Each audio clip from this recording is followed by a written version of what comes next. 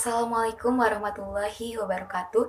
Saya Meta Tia Suci dari Program Studi Pendidikan Bahasa dan Sastra Indonesia semester 4. Di video kali ini saya akan membahas mengenai teks eksplanasi.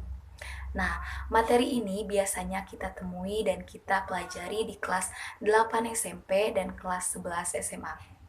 Poin-poin yang akan saya bahas, yang pertama pengertian, yang kedua tujuan, yang ketiga ciri-ciri, yang keempat jenis-jenis, yang kelima unsur kebahasaan teks eksplanasi, dan yang terakhir langkah-langkah menyusun teks eksplanasi. Yang pertama yaitu pengertian.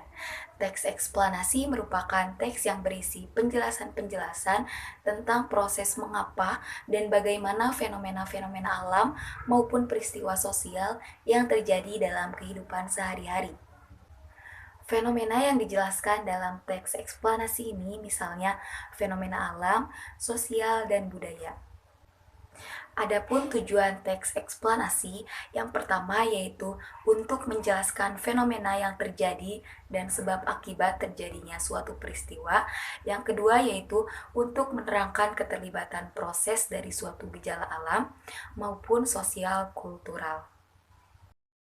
Nah, yang selanjutnya yaitu ciri-ciri teks eksplanasi.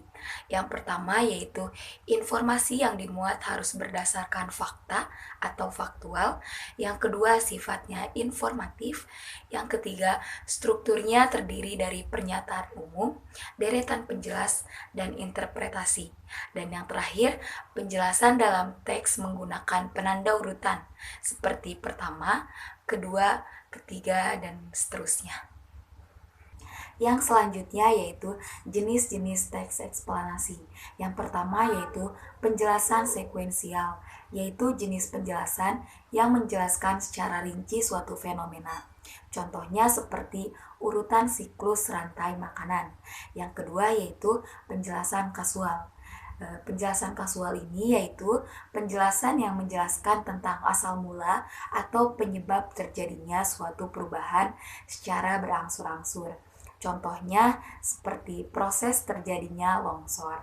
Yang ketiga yaitu penjelasan teoritis, yaitu jenis penjelasan yang mengandung spekulasi tentang kemungkinan yang dapat terjadi di balik suatu fenomena alam. Contohnya letusan Gunung Merapi. Yang terakhir yaitu penjelasan faktorial, yaitu jenis penjelasan yang menjelaskan akibat dan akibat dari suatu proses. Contohnya yaitu pengaruh penjajahan. Nah, adapun unsur kebahasaan untuk membuat teks eksplanasi. Yang pertama yaitu menggunakan bahasa yang mudah dimengerti untuk semua orang dan mudah dipahami juga. Yang kedua, menggunakan bahasa sesuai kaidah ejaan bahasa Indonesia yang baik dan benar. Yang ketiga, fokus dalam hal umum. Yang keempat, menggunakan istilah ilmiah. Yang kelima, lebih banyak menggunakan kata kerja material dan relasional. Yang keenam, menggunakan konjungsi waktu atau kasual. Dan yang terakhir, menggunakan kalimat pasif. Nah, yang terakhir adalah langkah-langkah menyusun teks eksplanasi. Yang pertama yaitu menentukan topik atau tema, yang kedua menetapkan tujuan, yang ketiga mengumpulkan data dari berbagai sumber, yang keempat menyusun kerangka karangan sesuai dengan topik yang dipilih, dan yang terakhir mengembangkan kerangka karangan menjadi teks eksplanasi dengan struktur teks yang benar dan urut. Mungkin hanya itu yang dapat saya sampaikan mengenai materi teks eksplanasi. Semoga bermanfaat. Wassalamualaikum warahmatullahi wabarakatuh.